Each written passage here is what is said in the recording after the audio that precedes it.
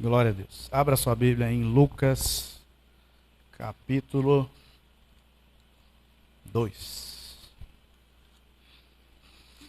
Lucas, capítulo 2.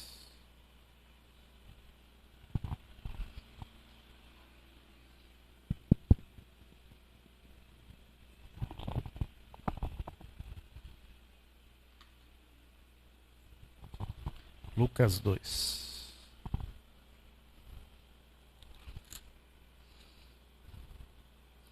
Vamos ler a partir do primeiro. Lucas 2:1 diz assim: Naqueles dias foi publicado um decreto de César Augusto, convocando toda a população do império para recensear-se. O primeiro recenseamento foi feito quando Quirino era governador da Síria. Todos iam alistar-se, cada um à sua própria cidade. José também subiu da Galiléia, da cidade de Nazaré, para a Judéia, a cidade de Davi, chamada Belém, por ser ele da casa e família de Davi, a fim de alistar-se com Maria, sua esposa, que estava grávida. Estando eles ali, aconteceu de completar-se-lhe os dias, e ela deu à luz o seu filho primogênito, enfaixou e deitou numa manjedoura, porque não havia lugar para eles na hospedaria. Havia naquela mesma região pastores, que viviam nos campos e guardavam o seu rebanho durante as vigílias da noite. E um anjo do Senhor desceu aonde eles estavam, e a glória do Senhor brilhou ao redor deles. E ficaram tomados de grande temor. O anjo, porém, lhes disse: Não temais. Eis aqui vos trago boa nova de grande alegria, que o será para todo o povo. É que hoje vos nasceu na cidade de Davi o Salvador, que é Cristo, Senhor. E isto vos servirá de sinal: encontrareis uma criança envolta em faixas e deitada em manjedoura. E subitamente apareceu com um anjo uma multidão da milícia celestial, louvando a Deus e dizendo: Glória a Deus nas maiores alturas, e paz na terra entre os homens a quem ele quer bem. E ausentando-se dele os anjos para o céu, diziam os pastores uns aos outros: Vamos até Belém e vejamos os acontecimentos que o Senhor nos deu a conhecer. Foram apressadamente e acharam Maria e José e a criança deitada na manjedoura. E vendo, divulgaram o que lhes tinha sido dito a respeito deste menino. Todos os que ouviram se admiraram das coisas referidas pelos pastores. Maria, porém, guardava todas estas palavras, meditando-as no coração. Voltaram então os pastores, glorificando e louvando a Deus por tudo o que tinham ouvido e visto, como lhe fora anunciado. Bendito e maravilhoso Deus, exaltamos, engrandecemos e adoramos o teu nome. Suplicamos a ajuda do teu Espírito Santo. A tua palavra, Senhor Deus, de sabedoria, o teu espírito de inteligência, entendimento e fortaleza sobre as nossas vidas neste momento, papai, para que nós possamos compreender, entender, Senhor, a tua palavra e colocá-la em prática, para que ela não volte vazia, Senhor. Nos ajuda, papai, nos dá forças para tomarmos as decisões corretas, atitudes corretas, Senhor, para que nós não venhamos a ser surpreendidos no momento do grande encontro contigo, Pai. É o que nós te pedimos em nome do Senhor Jesus. Amém. Glória a Deus.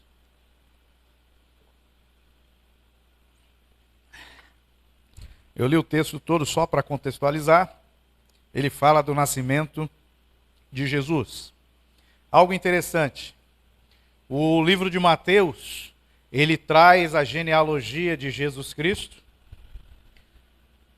Lá no seu capítulo 1. E ele começa assim, ó, livro da genealogia de Jesus Cristo, filho de Davi, filho de Abraão. E desce até chegar em José, esposo de Maria, para mostrar que Jesus veio da linhagem de Davi, passando por Salomão, filho de Davi, e chegando em José. Porém, não foi a semente de José que gerou Jesus. Jesus foi gerado pelo Espírito Santo. Então essa genealogia aqui, vamos falar assim, paterna, ela não chega até Jesus. Aí quando a gente vai para Lucas, no capítulo, deixa eu ver, no capítulo 2 ou no 3? Ou é no 4? Quando eu vou aqui para Lucas, que ele vai falar da genealogia, ele pega essa genealogia, ó, no 3:23. Ele passa por Davi, porém ele não passa por Salomão, por causa de uma profecia do nosso amigo Jeremias, o profeta, que amaldiçoava a linhagem de Salomão. Então, em Lucas, a linhagem de Jesus, ele vai de Maria até Adão.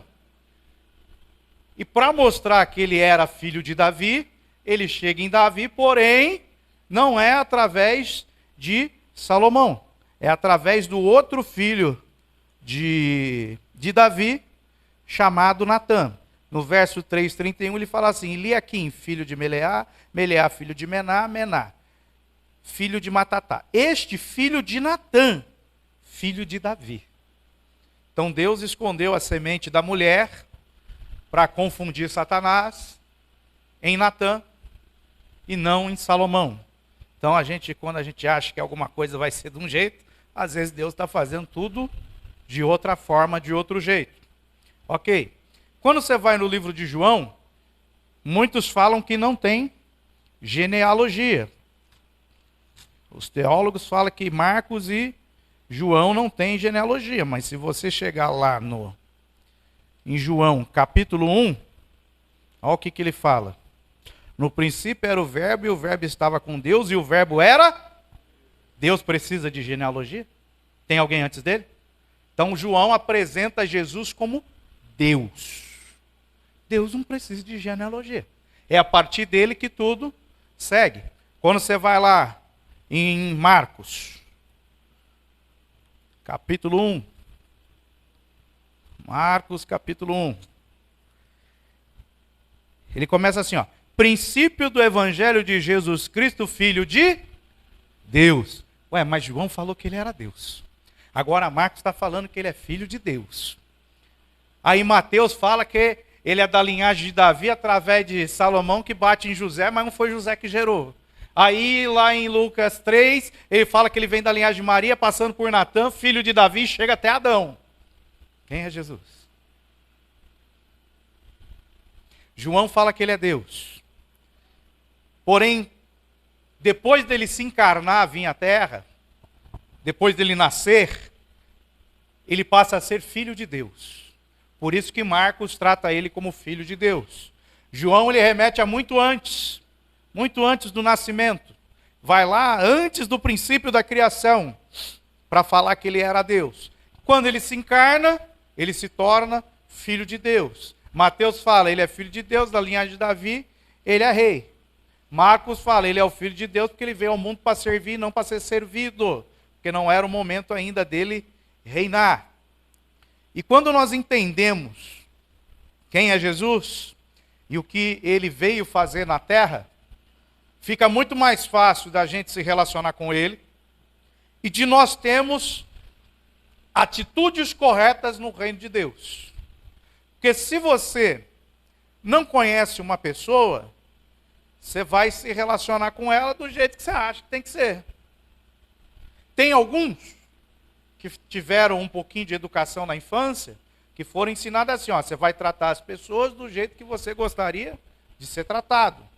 Tem outros que não têm educação. As gerações mais novas aqui não têm muita educação, não. Eles fazem o que quer e é o que quer que... Se não for do jeito deles, acabou. Acaba o mundo. Né? Na minha época ainda tinha chinelo, cabo de vassoura, mangueira e alguns outros utensílios aí que eram utilizados na educação. Hoje já está difícil. Então a forma que você vai se relacionar com ele, né, as suas atitudes para com ele, vão também atrair as atitudes dele para conosco. Então eu preciso saber quem é Jesus. Jesus, ao se encarnar, ele passa a ser o Filho de Deus e ele tinha uma missão para cumprir na terra. E detalhe, ele poderia falhar nessa missão. Então ele abre mão da sua natureza divina, assume a natureza humana com a possibilidade de falha. Graças a Deus ele não falhou. Mas ele vem ao mundo como um ser humano. E quando ele veio ao mundo, algo aconteceu no mundo espiritual muito forte. Assim como nós nos reunimos para louvá-lo, para adorá-lo, para servi-lo, coisas acontecem no mundo espiritual. Porém, não são todas as pessoas que podem ver, contemplar, às vezes sentir, ou até mesmo influenciar e se comunicar com o que acontece no mundo espiritual. Porém, esse movimento do mundo espiritual, quando você olha aqui para a terra, você não vai ver muita coisa bonita. Tem gente que tenta florear, fazer um negócio ficar bonito, agitar, não sei o que e tal, mas não é assim que acontece de verdade. Por quê? Um dos, vamos falar assim, maiores atos que moveu o mundo espiritual na história de toda a humanidade era quando Jesus estava sendo humilhado, crucificado nu, espancado na cruz. O que tinha de bonito naquilo? Nada. Então, muitas vezes, quando a coisa parece que está feia, né, o negócio está apertando, é porque tem algo acontecendo no mundo espiritual.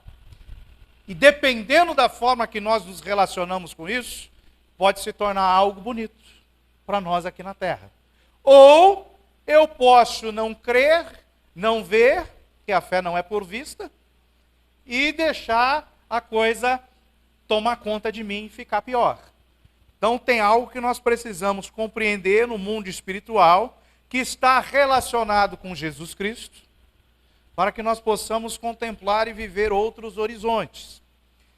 Então no versículo 7 aqui de Lucas 2, você vai ver algo interessante. Por quê? Porque José e Maria tiveram que subir até Belém, para eles darem um nome lá, participar do censo que foi feito, que eles eram da tribo de Judá, eles eram ali daquela região, eles tiveram que subir até lá. Maria já estava grávida, perto de ganhar o nenê Jesus, não tinha lugar nas hospedarias, eles foram para onde? Para a manjedoura. Já viu aqueles presépios de Natal? Que Jesus lá está no meio dos animais, tudo bonitinho, aquilo lá mesmo. Só tem uma coisa lá que não é real. Eles botaram um chapéu de mago na cabeça dos pastores. Que os únicos que estiveram com Jesus na manjedoura foram os pastores e não os magos. Os magos chegaram quase 2 anos depois. Lá em Mateus está claro. Que eles falam para Herodes a época que a estrela apareceu, e Herodes manda matar todas as crianças abaixo de 2 anos. Então os magos, quando os magos chegaram, Jesus não estava em Belém. Ele estava em Nazaré, já na sua casa. Ele só ficou em Belém até completar 41 dias, que era o ritual do templo. Nasceu com 8 dias. Corta a pele ali do prepúcio, ele é circuncidado, é dado um nome para ele. E com 41 dias, depois que passou o tempo de purificação da sua mãe, ele é apresentado no templo. O templo fica em Jerusalém, próximo de Belém. Depois disso, imediatamente, diz o texto, ele já volta para sua casa, Nazaré. E quando os magos chegam, vão visitar Jesus dentro da casa dele, em Nazaré. Então, esse detalhe é muito importante. Por quê? Porque vamos falar assim, no momento que a humanidade comemora o nascimento de Cristo, e tem que ser comemorado, porque, não pastor, mas é um dia de um santo pagão, é um dia de bruxaria, é um dia de sei que é isso mesmo, é dia de santo pagão, é dia de tudo que você pensar, mas aonde abundou o pecado, superabundou a graça. Hoje o mundo inteiro para comemorar o nascimento de Jesus Cristo. Alguns com cachaça, outros com glutonaria, aquele negócio, crente não faz essas coisas não. Mas para comemorar. Ou seja, o nascimento de Jesus é lembrado. Assim como o dia do aniversário do capeta é comemorado e lembrado no dia 31 de outubro, e muitos crentes também comemoram, botam lá as fantasias nos filhos e assim vai. Porém, o de Jesus é numa esfera mundial. Então, se nós não lembrarmos, se nós não comemorarmos esse dia, o diabo continua ganhando, o pecado continua abundando e crescendo. Então, eu preciso ter essa consciência, principalmente para poder falar de Jesus para as pessoas. Porque no momento da ceia do Senhor, o apóstolo Paulo fala assim, ó, vocês vão celebrar essa ceia e vocês vão anunciar a morte de Jesus até que ele venha. Então ele está falando, você tem que pregar a morte. E agora nós estamos comemorando o nascimento. Porém, quando nós comemoramos o nascimento, nós comemoramos o nascimento também falando da morte. Porque foi a morte dele que trouxe vida. Então eu tenho que entender como que funciona esse princípio, porque se eu precisar falar de Jesus para alguém, o que eu vou falar para a pessoa? Jesus é bom? Só? Acabou? Eu tenho que ter conteúdo. Então, versículo 7, fala assim, ó, e ela deu à luz o seu filho primogênito, enfaixou e deitou numa manjedoura, porque não havia lugar para eles na hospedaria. Ó, tem outra tradução que fala, envolveu em panos. Em outra tradução, envolveu ele em trapos, na manjedoura. E o que isso é interessante nesse texto? Quando os anjos aparecem, ou melhor, um anjo aparece, primeiramente para os pastores que estão no campo, olha o que acontece. O anjo apareceu, falou de Jesus, e ele fala assim no versículo 12, e isto vos servirá de sinal, encontrareis uma criança envolta em faixas, e deitada em manjedoura.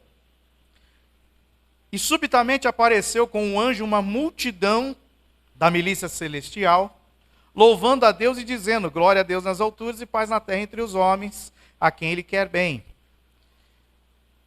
E quando esse anjo aparece, olha o que acontece no versículo 9. E o anjo do Senhor desceu aonde eles estavam, e a glória do Senhor, cadê? Eis que o anjo do Senhor veio sobre eles, e a glória do Senhor os cercou de resplendor. Enquanto Jesus estava envolto em panos de saco numa manjedoura no meio de animais, os pastores receberam a visitação de anjos, e eles foram envoltos, não com panos de saco, eles foram envoltos com a glória do Senhor. Com o resplendor da glória do Senhor. O que isso significa? Que no momento lá, ruim, onde, não por maldade, não receberam a Jesus na hospedaria, não receberam os seus pais, porque não tinha vaga, porque de todas as tribos de Israel, quem era de Judá subiu naquele momento para Belém, e eles procuraram hospedagem. José e Maria chegaram mais tarde, que foi devagarzinho ali, que ela estava grávida, no lombo do jumento, não acharam lugar. Não é? Às vezes a gente fala, né? O mundo lá não quer fechar as portas para Jesus, por isso que ele foi para a manjedoura. Não tem nada a ver. Não tinha lugar na hospedaria. Foi lá procurar, não tinha. Se for assim, o mundo negou Jesus, o jumento, o cavalo, o bode aceitou ele. Não faz sentido. Então, quando Jesus está ali numa posição humilhante, envolto em panos, no meio de animais, numa manjedoura, a glória do Senhor está resplandecendo. Enquanto Jesus está na cruz, morrendo, a glória do Senhor está resplandecendo a ponto de abrir os sepulcros e muitos santos ressuscitarem. Então, enquanto há um momento de humilhação, a glória de Deus, ela se manifesta. Conosco é a mesma coisa. A Bíblia fala que nós precisamos nos humilhar para que Deus nos exalte. Como que Ele exalta? Nos envolvendo com a sua glória. Então, O que aconteceu ali naquele momento? Jesus nasceu, foi envolto com panos, e a glória do Senhor apareceu para os pastores. É algo que nós temos que ficar atento, porque quando aparecem algumas situações adversas, que parece que a gente está sendo envolto em panos de trapos ali, em uma imundícia, em alguma coisa que não vai dar certo, a glória do Senhor está nos cercando. Porque a Bíblia fala assim, Ele não nos dá prova maior do que nós podemos suportar. Por quê? Porque a glória de Deus, no momento da prova, ela vem e nos cerca, ela nos envolve. É igual aquele negócio do deserto. Que os pregadores gostam, né? Vai sair do deserto. O deserto vai acabar, aleluia. Não. O deserto é lugar de encontro com Deus. Deus levou o povo para o deserto. Deu água da rocha. Deu maná. Para a geração nova aqui, ó, aprende isso, hein? Eles nem precisavam trabalhar no deserto. Oh, aleluia, oh glória. Olha que coisa linda. O alimento vinha do céu. A água saía da rocha. Queria fazer um churrasco, ele mandava cordonizes. Não precisava se preocupar com roupa, porque elas não envelheciam. Os chinelos lá, os sapatos no pé das crianças cresciam junto com o pé. Deserto. Tem gente que reclama de passar no deserto. O problema não é você estar no deserto. Que o deserto parece um vale da sombra da morte.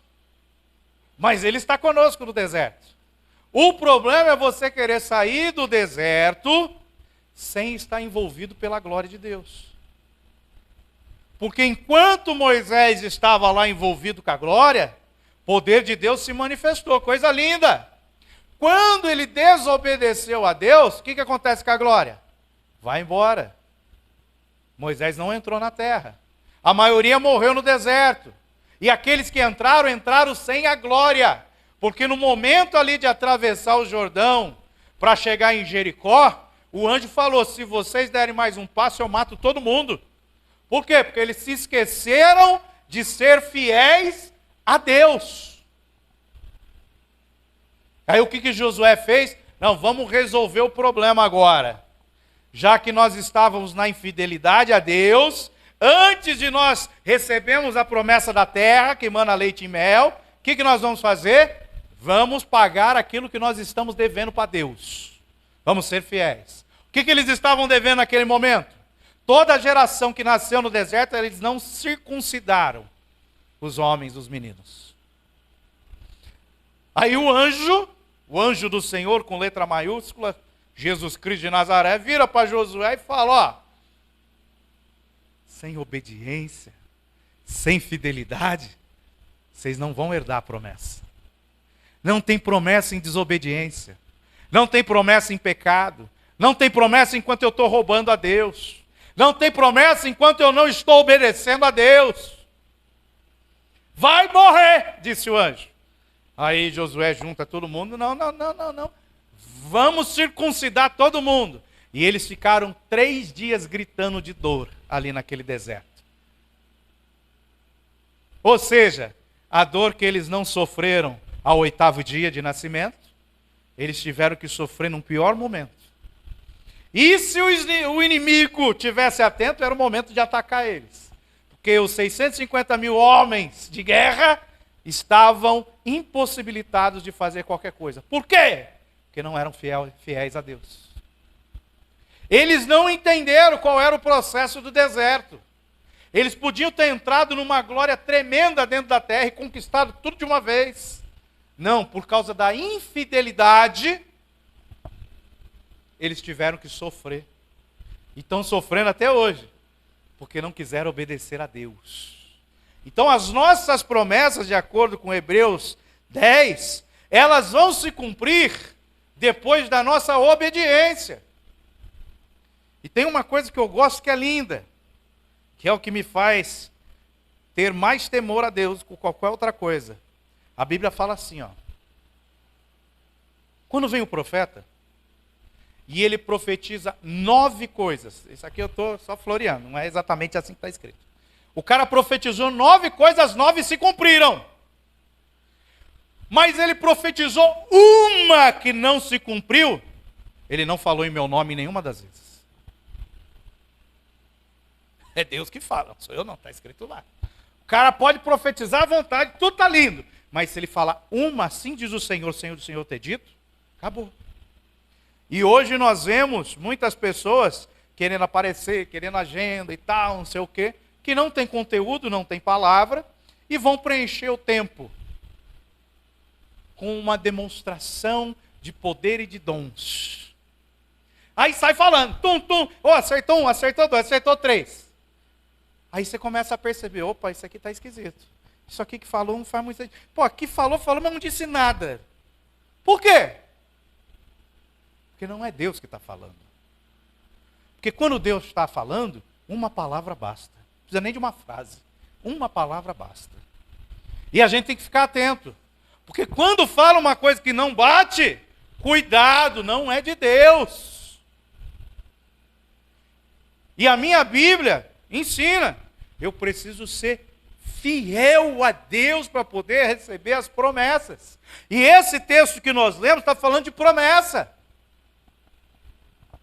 Nessa época aqui, existiam alguns públicos. Existia um rei lá em Israel, chamado de rei Herodes. Por que os anjos não apareceram para ele? Existiam os príncipes do povo ali das 12 tribos, sacerdotes e escribas. Por que os anjos não apareceram para eles? Para anunciar a chegada do Messias? Tinha todo o povo de Israel, aqueles mais humildes, sinceros, pobres, todo mundo lá. Por que os anjos não apareceram para eles? Porque Deus trabalha com quem é fiel. Deus trabalha em cima de fidelidade. E às vezes você pode até achar assim, está dando certo, está dando certo. O diabo, ele espera um momento para puxar o tapete. Porque quando você faz as coisas sem ser fiel, você deu uma brecha. Uma hora ele vai fazer assim, ó. Aí não adianta chorar. Acabou. Agora eu vou mudar. Não é assim que funciona o reino de Deus. O reino de Deus é semeadura. E até onde eu sei, não tem nada que você jogue no chão e já nasça. Até hoje eu não descobri nenhum tipo de fruta, alimento, árvore, peixe, galinha, nada que você joga assim, pum, acabou, jogou a semente e já nasceu. Não. Até onde eu sei, você joga, você cuida, você aduba. Começou a florescer, você vai lá, rega. Né? Cada coisa tem seu tempo, você vai esperando até o fruto vir e você colher. Então, aquele negócio, é agora, vou fazer! Vai dar errado. Não funciona. Porque com Deus não é assim. Com Deus não é nada no supetão. Davi teve que esperar anos e anos para poder reinar. Ele já tinha sido consagrado, ele já tinha promessa. Então eu tenho que entender, existem promessas de Deus. Eu creio que todo mundo aqui tem promessa. Não sei se vem de Deus. Mas se você não tem promessa, ou acha que ela não veio de Deus porque não se cumpriu, leia a Bíblia, que a Bíblia tem um monte de promessas que Deus faz para nós. E quando Ele fala, Ele cumpre. Mas Ele cumpre, assim, na íntegra. Mas quando que Ele cumpre? Quando começa a ser fiel a Ele. E existe algumas coisas que Deus faz que a gente não entende. Às vezes a pessoa está atolada ali no lamaçal do pecado, Ele vai lá e arranca a pessoa. Pô, mas Deus agiu na pessoa em pecado, agiu, Ele tirou ela do lamaçal. Agora a pessoa tem que tirar o pecado de dentro dela. Deus fez a parte dele. Agora a pessoa tem que corresponder a Deus. Se não corresponder, não vai fluir, não vai andar. E o interessante é que os anjos apareceram, falaram, nasceu lá na cidade de Davi o Salvador, que é Cristo Senhor. Não é só palavra. Presta atenção. Pastor, recebi uma profecia, aleluia! Não é só palavra. Os anjos deram a palavra e falaram, mas vai ter sinal. Porque é pela boca de 2 ou 3 testemunhas que a palavra se cumpre. Então, nasceu na cidade de Davi o Salvador. Isto vos será por sinal, no versículo 12. Encontrareis uma criança envolta em panos no meio de uma manjedoura. Ele dá detalhes do sinal ainda que vai acontecer. Muitas vezes nós pedimos sinal. Você recebe uma profecia, Senhor, me dá um sinal disso, daquilo e daquilo. Mas aí você pede bem complicado. Se é dele a palavra que foi lançada, ele dá o sinal. Mas ele deu o sinal, vai se cumprir? Talvez não, porque você pode estar em desobediência. E às vezes a gente quer fazer igual Abraão, né? Vão dar um jeitinho aí, manda a concubina, vamos tentar com Ismael para a coisa ir mais rápida. Aí vem desgraça para a família toda e por todas as gerações ainda. Porque não quis esperar o tempo de Deus. É terrível. Então, ele fala e ele nos dá sinais para comprovar.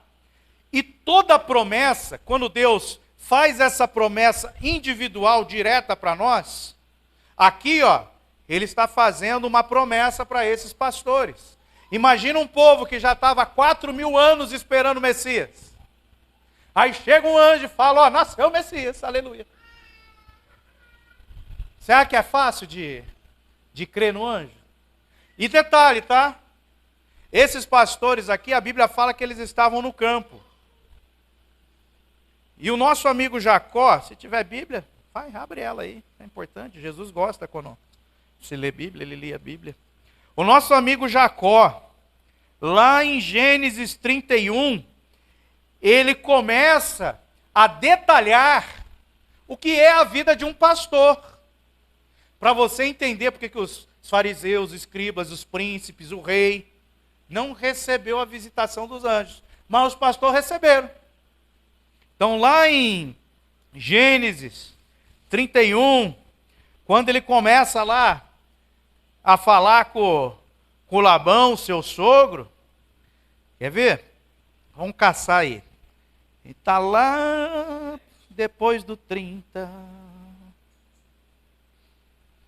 Quer ver?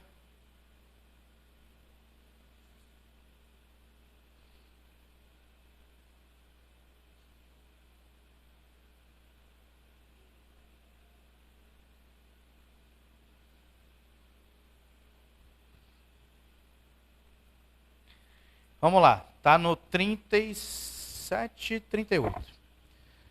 Gênesis 31, 38, ele fala assim, ó. 20 anos eu estive contigo. As tuas ovelhas e as tuas cabras nunca perderam as crias.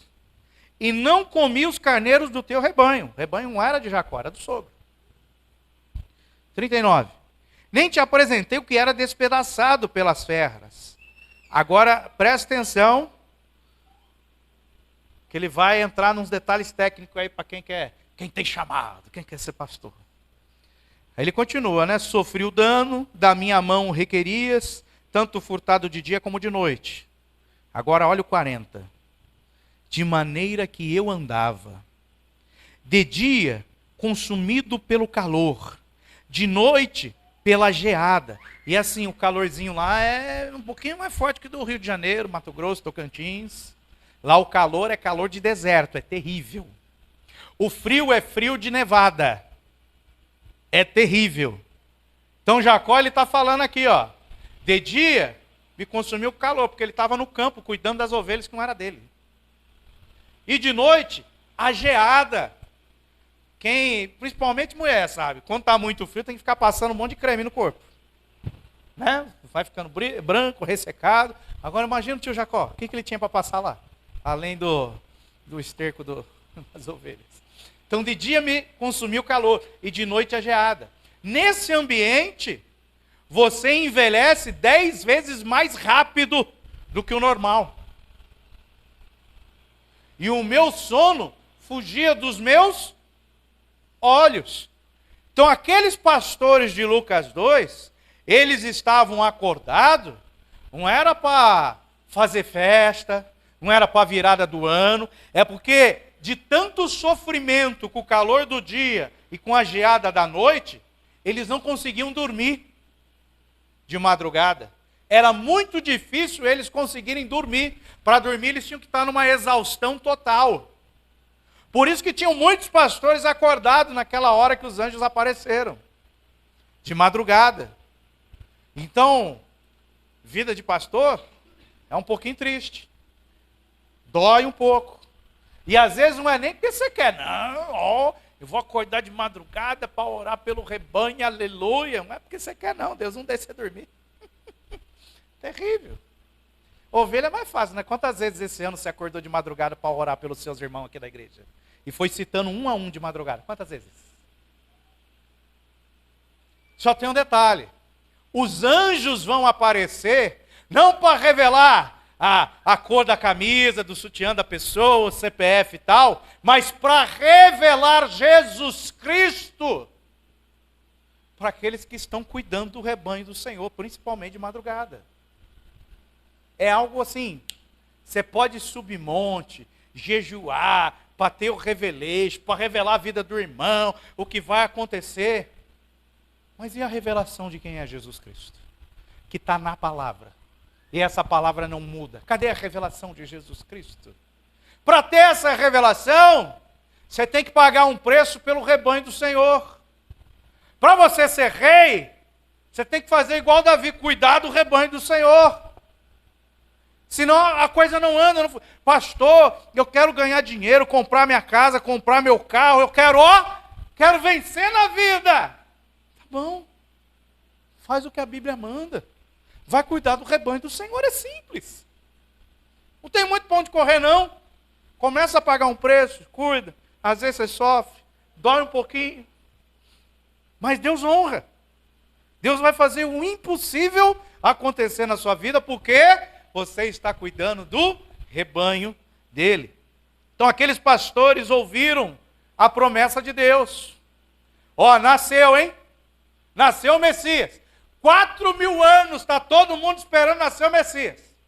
Quando os magos chegam e falam, nasceu o Messias, o rei não crê. Mas se por um acaso nasceu mesmo, só me avisa que eu vou lá matar ele. Os sacerdotes, escribas, o povo que estava lá não creram. Mas tem uns doidos que crê, chamado de pastor. Então os anjos falaram. E o que eu quero que você entenda é o seguinte. Existem promessas.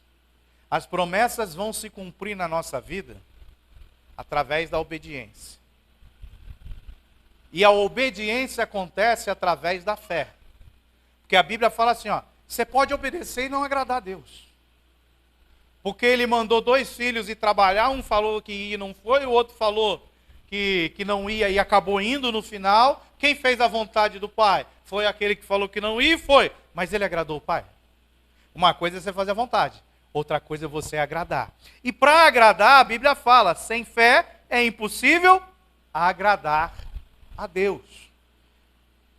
Então, quando eu ouço uma promessa, e ainda eu peço sinais, vai ter sinais, hein, e tal, para ela se cumprir na minha vida, eu preciso de 2 coisas. Então, entenda, a promessa, ela anda de mão dada com um negócio chamado de fé. E a fé só funciona com mais um elemento. Atitude. Eu creio, eu recebo. Tá, e qual vai ser sua atitude daqui para frente? Não tem atitude? Você não agrada a Deus, porque a fé sem obras é morta. Então eu preciso corresponder. Como que eu correspondo? Com atitudes. Então a promessa de Deus, ela vai se relacionar com a nossa fé, que vai ser fundamentada, vai ser provada. Vou te provar, Deus, que eu creio. Como? Com atitudes. Então os caras ouviram aqui a promessa. Olha que coisa linda. Depois que eles ouviram, verso 15. E ausentando-se deles os anjos para o céu, aleluia, glória. Está lá rodando na igreja e tal. Diziam os pastores uns aos outros. Porque quando uma palavra vem de Deus e ela é profética, ela vai fazer você se movimentar. Sabe por quê? Porque quando a palavra é profética, ela vem do Espírito de Deus, porque é o Espírito de Deus que inspira toda a profecia da palavra. Então o Espírito de Deus, que também é o Espírito de profecia, Quando ele fala, ele carrega algumas características. Lá em Gênesis capítulo 1, ele fala que o Espírito de Deus ele se movia. Então o Espírito Santo está em movimento. Aí você vai lá em João capítulo 3, ele fala, aqueles que são nascidos do Espírito são como o vento. Estão em movimento. Você não sabe para onde vem, para onde vai, ele confunde até os sábios. Então, quando uma palavra profética vem da parte de Deus para as nossas vidas, o mesmo Espírito Santo que liberou a palavra vai começar a nos incomodar para nós nos movermos de acordo com essa profecia. Então, o Espírito Santo libera a profecia. Essa profecia, quando é de Deus, ela entra no meu espírito, porque o Espírito de Deus habita no meu espírito, e vai fazer com que eu me mova. E o movimento só acontece porque eu criei na palavra que o Espírito Santo liberou para mim. Então esses camaradas, verso 15, e ausentando-se deles os anjos para o céu, aleluia, diziam os pastores uns aos outros, ó, recebemos a palavra, recebemos a promessa, e agora? Agora se move. Olha que coisa linda. Olha o que eles falam assim, ó, vamos até Belém, e vejamos os acontecimentos que o Senhor nos deu a conhecer. Eles receberam a palavra, agora eles vão começar a se mover. E quando eles começam a se mover, olha que coisa linda que acontece. Foram apressadamente. A Bíblia fala, a Bíblia não, né? A maioria do pessoal fala que Deus não tem pressa. Mas quem tem promessa tem pressa. Quem tem promessa e quer que ela se cumpra, não perde tempo, está correndo. Está correndo, eu quero a minha bênção, Senhor. Eu vou fazer de tudo para receber a bênção. Eu tenho que me consertar para receber a promessa? Eu vou me consertar. Eu tenho que ser santo como o Senhor é santo para receber a promessa? Eu vou ser santo. Eu quero a minha promessa. Quero a minha bênção. Que não é só aquele negócio. Vou profetizar, segura a sua bênção aí, vai, pá! Aí você vai lá e peguei! Desculpe, isso não quer dizer nada. Eu já vi um monte de gente do meu lado pegando avião, pegando chácara, isso aqui foi aqui em Vila Velha. O profeta começou a soltar, toma uma viagem aí, pá, para Israel, tu não pegou. Eu esperando ele mandar do Caribe, mas não soltou a do Caribe. Aí o pessoal, pum, pegava, o outro pegava. Tadinho do povo. Está tudo em Vila Velha ainda, passeando sobre as águas aqui. Porque não é isso, não é assim que funciona. A promessa, ela precisa de uma atitude que me leve a me movimentar no padrão de Deus. Eu estou em pecado, posso receber promessa? Pode. Ô glória, nós recebemos a maior promessa de todos quando nós estávamos presos nos nossos pecados. Mas agora eu vou herdar o benefício da promessa, a bênção da promessa. Ó, tem uma promessa de salvação para a sua vida. É a mais importante. O povo não está nem aí para isso. Tem uma promessa de salvação. Aleluia, o que eu tenho que fazer? Ué, você tem que ter uma vida santa, parar de pecar, parar de roubar a Deus, parar de mentir, parar de fornicar, parar de um monte de coisa. Porque sem santidade ninguém verá a Deus, ou seja, não tem salvação. Então tem uma promessa linda, mas eu tenho que me movimentar no padrão de Deus para que eu possa receber essa promessa. Então eles ouviram, começaram a se mexer, vamos até Belém. Qual é a velocidade de quem tem sede de Deus? Ele fala, foram apressadamente. E quando você recebe a palavra e você começa a mexer, vai se movendo, resolve as coisas que estão pendentes rápido, está diante de Deus. Vou falar de um rapaz aqui. O rapaz estava na igreja, tocava, era instrumentista, aí trabalhava. Eu falei, vem cá, não quero me meter, mas Deus está me incomodando de fazer uma pergunta. Você entrega o dízimo? Nasceu na igreja. Não. Faz quanto tempo que você está trabalhando lá? Já tem 1 ano. Eu entrei em trabalho. Falei, você nunca deu dízimo? Você sabe que você vai para o inferno, né? Você vai queimar no fogo no inferno, né? Eu falei, o que você acha que vai acontecer a hora que o pastor descobrir que você está... Que lá o sistema de dízimo era outro, né? Às vezes o pastor nem sabe o que está acontecendo. O pastor descobriu que você está tocando sem dar dízimo. O que eu faço? Não sei o que. Eu falava, é simples.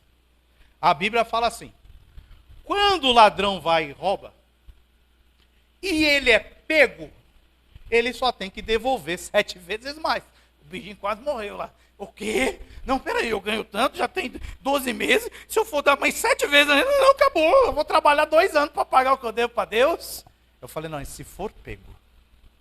Porém, se o ladrão de livre e espontânea vontade assumir o seu erro, ele só tem que devolver o que ele roubou.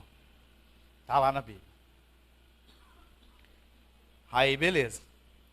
Aí ele pegou e foi falar com o pastor. Aí o pastor falou, não, filho, só pede perdão, está tudo certo, do teu passado eu não me lembro mais. Mas não é isso que está escrito na Bíblia. Aí ele pegou, começou a dar o dízimo normal, pegou o valor que ele devia do dízimo de 1 ano, fez lá um parcelamento ele e Deus, e começou a pagar. Ele demorou uns 2 anos para... 2 anos e pouquinho para pagar o parcelamento dele. Amém. A hora que ele acabou de pagar, ele ficou desempregado.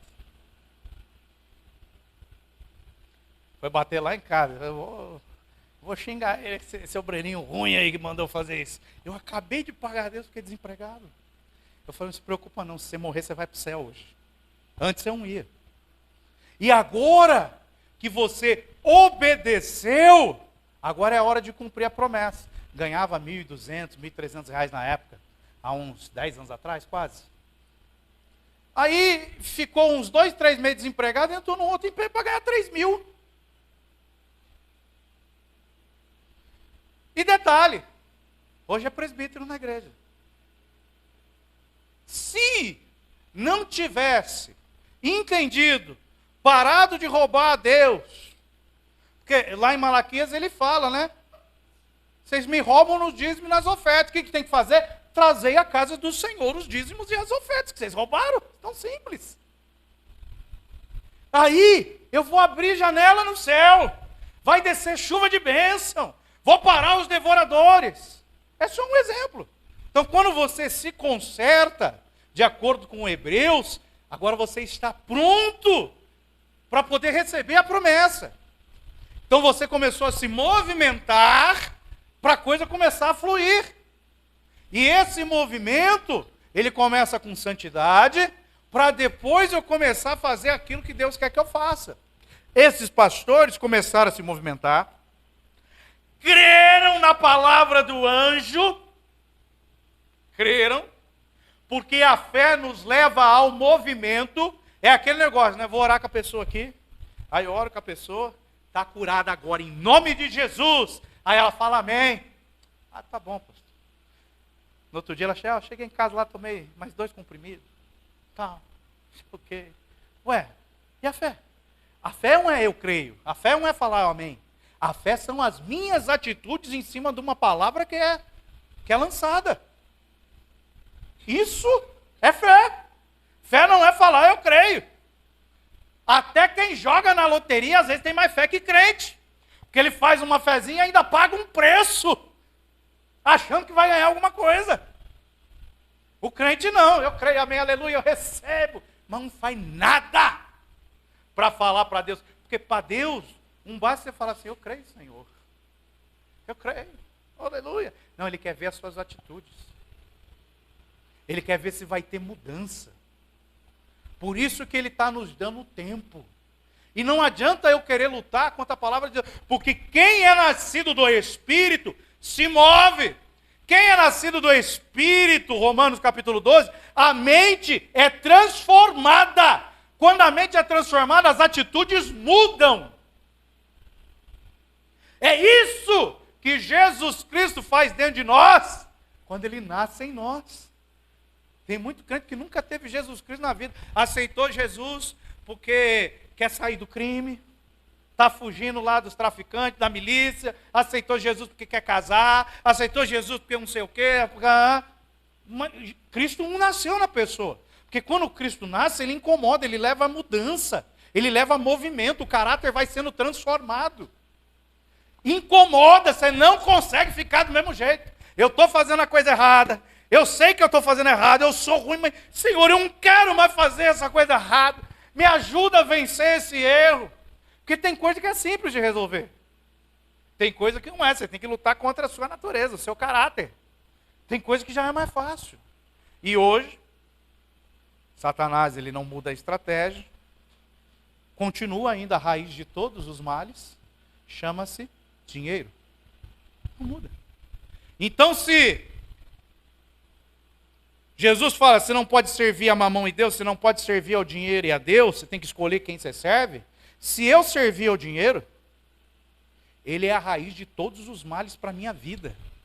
Vida, casamento, vida de filhos, vida profissional, para tudo, enfermidades. É a raiz. E eu tenho que entender isso. Então esses homens ouviram uma palavra, começaram a se mexer, e começaram a se mexer apressadamente. Pastor, eu vou orar mais. Não. Corre, se apressa. Jesus está às portas. Foram apressadamente e acharam Maria e José e a criança deitado na manjedoura. E quando eles receberam a promessa, viram o cumprimento da promessa, olha que coisa linda. Quando eles viram o cumprimento da promessa, e vendo, divulgaram o que lhes tinha sido dito a respeito deste menino. Todos os que ouviram se admiraram das coisas referidas pelos pastores. Então, primeiro, eu semeio, sementinha. Vou cuidar do rebanho do Senhor. Eles não eram sacerdotes, não eram profetas, aleluia, não eram evangelistas, eles só cuidavam do rebanho do Senhor. Pagavam preço, estavam de madrugada lá cuidando do rebanho do Senhor, zelando por aquelas almas. Vai chegar no momento que depois de muito tempo se ali semeando, jogando a sementinha, cuidando de um, cuidando, que tem gente que só quer cuidar do próprio umbigo, né? Cuidando de um, cuidando de outro, cuidando, o anjo vai aparecer. Às vezes pode ser até Deus que aparece e fala assim, o que queres que eu te faça? Mas primeiro você tem que semear. Salomão semeou, Deus apareceu. Davi semeou, Deus falou com ele. Os pastores semearam cuidando de um rebanho, os anjos apareceram para eles. Na hora que Jesus nasceu. E eles não duvidaram de uma promessa de 4.000 anos.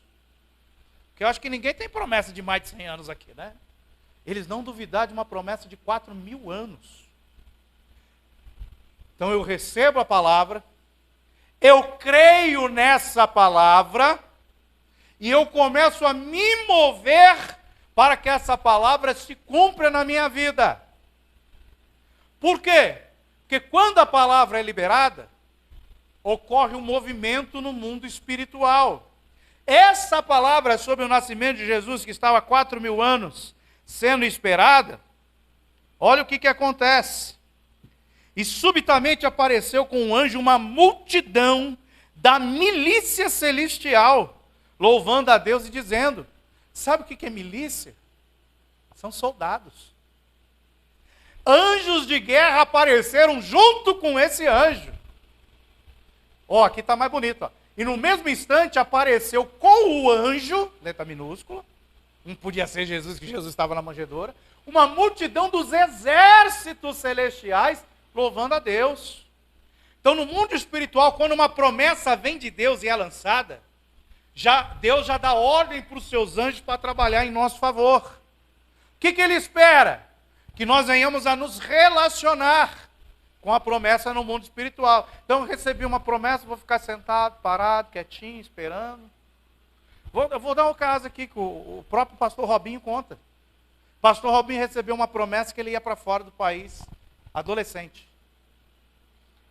Ele ia ser pregador, rodar um monte de igreja. Ele pegou um dinheirinho, foi na gráfica, mandou fazer o cartão, ele ia nas igrejas e entregava, sou pregador, sou pregador, sou pregador, sou pregador. Aí passou um tempo, já estava pregando, veio de novo a promessa, ó, tu vai para fora do país. O que ele fez? Passaporte. O que aconteceu? Foi lá, ficou anos sendo missionário na Argentina e mais alguns cantos lá. Se você não se relacionar com a promessa, ela vai demorar, talvez ela nunca chegue. Ou chegue quando você estiver na condição de não conseguir desfrutar dela. Por quê? Porque eu tenho que me mover. E o que os anjos de guerra aparecem agora falando, olha que coisa linda, 14. Glória a Deus nas maiores alturas. Paz na terra entre os homens, a quem Ele quer bem. Aqui ele fala boa vontade para com os homens. Ou seja, Deus quer o bem para nós. Por isso que Ele não quer que nenhum se perca. E quando nós investimos nosso tempo, força, recurso, dinheiro, tudo que a gente acha que tem, para ganhar almas, para trazer pessoas à presença de Deus, para serem ensinadas a amar a Jesus Cristo, a se relacionar com o Espírito Santo, as coisas começam a cooperar para o nosso bem. E olha que coisa linda que ele fala. Glória a Deus nas maiores alturas. Paz na terra. Entendeu? Não, né? Vamos lá. Ele fala assim, ó. Glória a Deus aonde? Nas maiores alturas. Quando você dá glória a Deus e o glória a Deus chega nas maiores... Quem está nas maiores alturas? Deus. Quando você dá glória a Deus e o glória a Deus chega nas maiores alturas, o que acontece na terra? Paz. Pastor, o governo que entrou vai virar um caos. Olha a guerra que está chegando. É porque o povo não está adorando. Quando chega perto do fim, o amor de muitos se esfria. Haverá fé na terra de Jesus? Haverá fé? O que vem antes da fé? Promessa. Aí a promessa gera fé. Como que eu confirmo que tem fé? Com atitudes. Então tem atitudes de fé na terra hoje? Ou o povo está esperando a morte da bezerra? Aleluia. Então quando a glória sobe, e ela não sobe de qualquer jeito, ela não sobe de qualquer jeito mesmo. E quem é espiritual, só um pouquinho espiritual, sente. O ambiente está travado, está fechado, a glória não sobe, o louvor não sobe. Você pode até querer forçar, levanta a sua mão aí, vai, dá glória a Deus, dá glória. Não é assim que funciona no reino de Deus. Porque tem que subir nas maiores alturas. E para a glória a Deus subir nas maiores alturas, eu tenho que ser santo como Ele é santo. Eu tenho que estar em obediência, eu tenho que ser fiel no pouco. Ele é Deus! Ele não aceita qualquer coisa. Não é de qualquer jeito. Porém, quando glória sobe e chega até o trono, Ele responde com paz. Ele vai responder com paz dentro da minha casa. Ele vai responder com paz no meu casamento. E aquele demônio que entra para trazer o divórcio, vai embora, porque a paz de Deus desce. E a paz de Deus desce quando eu dou glória de uma forma que é agradável a Ele. E para ser agradável a Deus tem que ter fé. E para ter fé tem que ser demonstrada com atitudes, tem que ter mudança. Senão você pode gritar, aleluia! Pode dar até karatê. Um passa do teto. Porque Deus não está preocupado com o grito, Ele não é surdo. Deus está preocupado com a sinceridade do coração. Deus está preocupado se eu estou obedecendo aos mandamentos dEle. É isso que abre ou fecha o céu. É isso que faz o meu glória subir ou descer. É isso que me torna sensível espiritualmente. É a minha obediência. É a minha busca por santidade. A Bíblia fala, aquele que é sujo, suje-se mais. Mas aquele que é santo, santifique-se mais. É um processo de crescimento que nunca para. Mas se eu não consigo sair ali daquele pecado, vai acabar se sujando mais. E todas as pessoas com quem eu me envolver vão ficar sujas. Pode ela ser limpa, vai ficar suja. O processo demora para conseguir limpeza. Vai ser uma guerra, uma luta. É aquele negócio. Marido chega dentro de casa, traz um monte de sujeira no chão. A mulher vai lá e limpa. Aí ele vai, de novo, joga mais sujeira. A mulher limpa. Joga sujeira, a mulher limpa. Joga sujeira, a mulher limpa. Vai ficar a vida inteira jogando sujeira, a mulher limpando. Limpando. É assim quando o lar é dividido.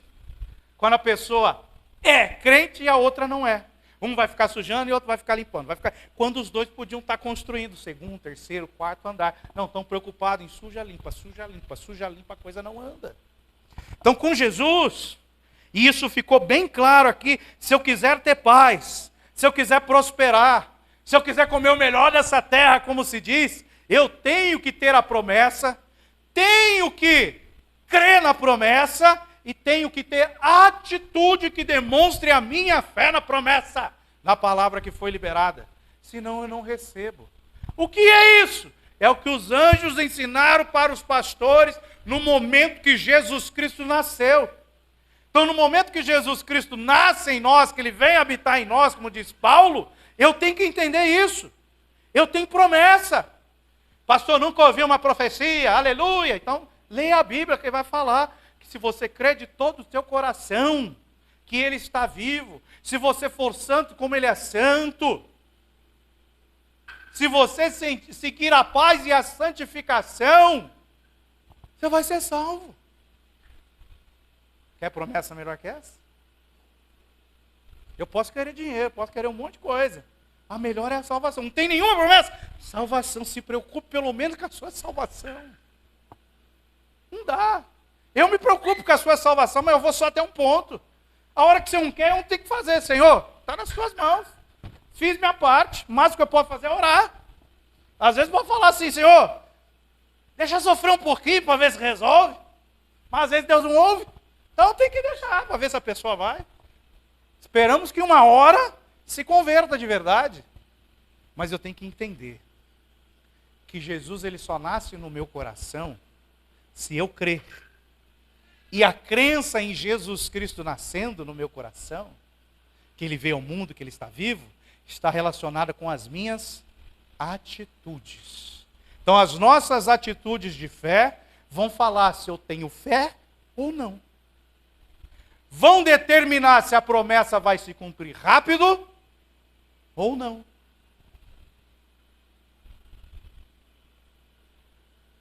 O amor de muitos se esfria e não haverá fé na terra quando Jesus estiver voltando para buscar a sua igreja. Então tem muita gente que não ama. Tem muita gente que não tem mais fé. Vamos lá, João capítulo 13.